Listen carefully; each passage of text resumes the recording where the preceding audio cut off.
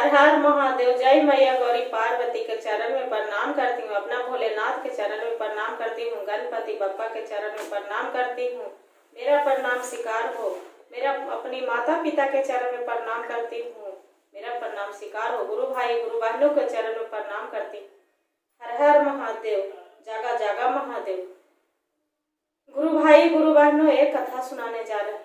जो कथा अच्छा लगे तब वीडियो के सब्सक्राइब कीजिएगा और लाइक जरूर कीजिएगा। हर हर महादेव। एक ब्राह्मण रहते थे। जो एक ब्राह्मण रहते थे तो रोज पीपल के झाड़ में पूजा करने जाते थे। नितम दिन एक दिन ऐसा नहीं था कि पीपल के झाड़ में वो पूजा नहीं करता था। अब बेचारा पूजा करके अब रोज खेती गृहस्थी रोज करते थे। अपना खेत पर काम करती थी और जाके करने थे उसका पत्नी भी खाना वाना ले जाती थी। एक दिन के बाद है वो कैसे करते करते 6 महीना बीत गया। एक लड़की सुंदर सा निकल के और बोलती है, पिताजी आपके यहाँ हम चलेंगे, आपके यहाँ ले चलो, मेरा चलेंगे। बेचारा ब्राह्मण कुछ नहीं बोलते हैं। कुछ के माने कुछ नहीं, रोज पूजा करके चली जाते हैं। जो पूजा करके चली जाते हैं तो सोचते हैं घर में आके और एकदम टेंशन में वो पाल के पूरा बैठ जाते हैं और काम भी करते हैं और एकदम दिनों दिनों दिनों दिनों दुबराल जा रहे हैं, सूखे जा रहे हैं। उसका पत्नी बोलते हैं, ये तो बताइए आप पूजा करके आते हैं, आपका सुंदर सा अच्छा सा खाना बना के हम देते हैं। अब खेत में जाते हैं तो हम साथ में हम नौकर चाकर भी लगा रहता है, हम भी साथ में जाते हैं खाना लेके। आपको क्या टेंशन हो गया है? आप क्या चिंता में पड़ गए हैं? एकदम दुबराल जा रहे हैं, सूखे जा रहे हैं, क्या बात है? हमसे कुछ बताते ही नहीं। रोज पूजा करके आते हैं मंदिर में, भोलेनाथ के भी और पीपल के झाड़ में भी, बाकी क्या बात है जी आप दुबराल जा रहे हैं? अपना पत्नी से बोलते हैं ब्राह्मण कि क्या कहें, रोज पूजा करने जाते हैं मंदिर में भी, भोलेनाथ की पूजा भी करते हैं और पीपल के झाड़ में। भोलेनाथ के मंदिर में कोई नहीं वैसा रहता है, बाकी पीपल के झाड़ तक पूजा करने बैठ जाते हैं तो एक सुंदर सा लड़की आती है, बोलती है पिताजी आपको साथ में चलेंगे। इसी मेरा चिंता सताया है कि 4 गो लड़की मेरा पहले से है और एक लड़की फिर हो जाए बोल रही है, तो 5 गो पुत्री के कहाँ से हम करेंगे? कहाँ से हम शादी ब्याह करेंगे? कहाँ से लाएंगे वदना? उसका पत्नी बोलती है कि क्या होगा, जैसे 4 गो है, जैसे एक और पोस आ जाएगा, क्या होगा 5 गो हो जाएगा, से क्या दिक्कत है? आप बोलिएगा कि ठीक है चलिए मेरे घर चलिए। वो बेचारा फिर बहाने दिमाग में लगा लेता है पंडित कि सही बोल रही है पत्नी को, जो नहीं कोई दिक्कत है तो मेरा क्या दिक्कत होगा? 4 लड़की है, जैसे एक पुत्री आ रहेगी, इसलिए पूजा करने चली जाते हैं बिहान होके। अब फिर बिहान और बेचारे इतना गरीब रहते हैं, इतना भी पूजा करते हैं, बाकी बहुत गरीब रहते हैं, बहुत ज्यादा। खाने तक बेचारा का नहीं रहता है, कितनों कमाते हैं बाकी खाने के उसका ठिकाना नहीं रहता है। अब भक्ति भाव से मंदिर में भी पूजा करते हैं और पीपल के झाड़ पर पूजा करके और एक दिया जला देते हैं। रोज नितम दिन एक दिया जाके घी के जला देते हैं, घी के जला देते हैं दिया। और ब्रह्म बाबा रहते हैं तो बहुत खुश होते हैं, इसलिए फिर जाके बेचारा पूजा करने जाते हैं तो एक लड़की आके फिर बोलती है, पिताजी आपको साथ में हम चलेंगे, ले चलिए ना, मैं आपको साथ हम चलेंगे, मेरा ले चलिए। बेचारा फिर देखता है कि रोज ऐसे 6 महीना से कर रहा है, चलिए आओ का चलिए, जैसे 4 बेटी है, एक बेटी और भी रहता तो उनका पालन पोषण तो हम करवे करते, तू भी चलो, तू रहना, चलो।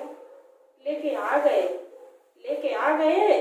वो लड़की बोलती है, पिताजी आज हम खाना बनाएंगे, अपना माँ के किचन से हटा दी।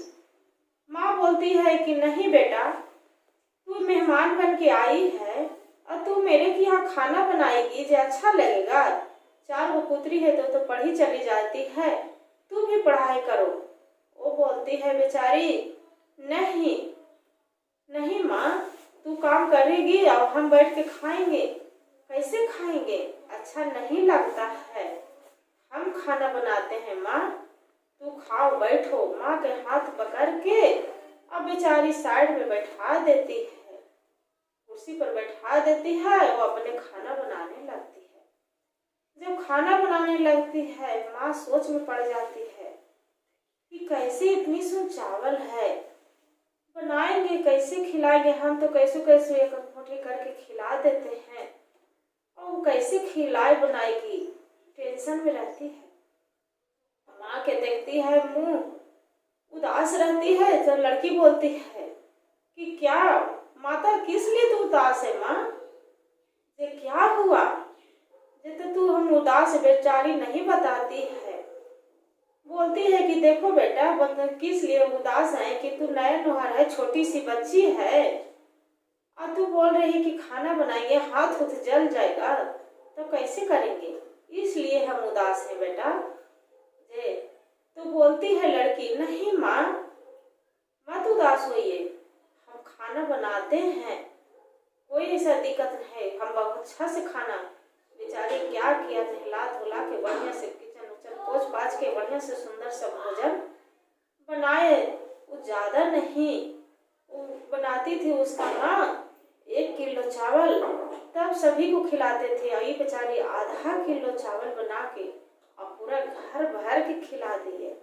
इसका माँ चिंता में पड़ जाती है कि हम इतना चावल बनाते थे तैयो खाए भर नहीं होता था, ये तो नहीं, आधा चावल जो दिए हैं, आधे चावल में बना के पूरा खाना खिला दिए, और अभी भी इतना बच रहा है।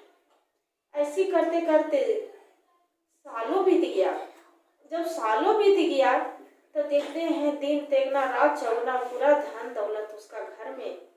क्यों बात हुआ कि गौरी पार्वती माता और लक्ष्मी माता दोनों उसका साथ थी। माता वो लक्ष्मी माता आई थी, इसलिए पूरा धन के लक्ष्मी पूरा होने लगे उसका घर में। ब्राह्मण के पूरा एकदम हो गया। दरवाजे पर घोड़ा बांधे है, हाथी बांधे है, पूरा भर सोना के महल बना लिया है, बहुत सुंदर सा।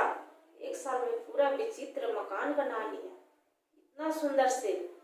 लक्ष्मी माता अब सोचते हैं कि इसका धन नहीं था, मेरा धन हम दे दिए हैं, बाकी अब मेरा जाना चाहिए। वो बेचारे सोचते हैं, रात में सोई रहती है, पूरा सुंदर सा, इतना सुंदर सा सब गहना पहन लिए, और पहन के और जैसी जाने लगे तो उसका रानी के नींद टूट गया।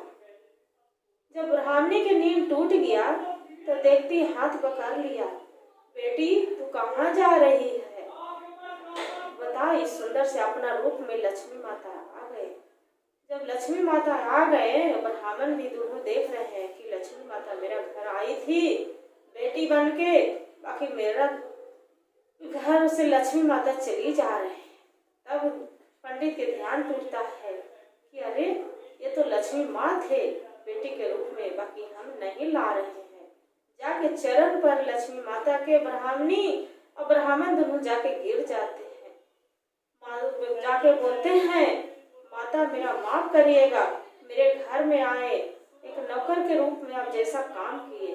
बेचारी लक्ष्मी माता बोलते हैं कि नहीं, ऐसा नहीं सोचिए, आप इतना भक्ति भाव से शिव मंदिर में भी जाकर पूजा भी किए हैं, और पीपल के झाड़ में भी पूजा किए हैं। एक दिया तो नहीं भी खाने का ठिकाना भी नहीं था, इसलिए तो पीपल के झाड़ में एक दिया जलाते थे, इसलिए आपको भक्ति भाव से पूजा किए हैं, इसलिए है आपको प्रसन्न होके आपका इतना हम धन लक्ष्मी दिए हैं। इसी के कारण आपको घर में धन नहीं था, इतना पूजा पावर करते घर में आपको गरीबी बहुत ज्यादा था, इसके लिए आपको घर हम आ गए, बाकी आपको घर में कोई कमी नहीं होगा, आपको हमको विदाई दीजिए। बेचारा पंडित बोलता है कि ठीक है माँ, आप तो जा ही रहे हैं, बाकी मेरा घर से आशीर्वाद लेकर जाइए। आशीर्वाद लक्ष्मी माता दिए कि जाइए, आपको घर में दिन तेगना रात चौगना सब घड़ी बढ़ंती होते जाएगा। आपको कुछ के जो सोचिएगा मन में जरूर पूरा होगा। हर हर महादेव इतना कह के चली गई। जय मैया गौरी पार्वती। हर हर महादेव, घर घर महादेव।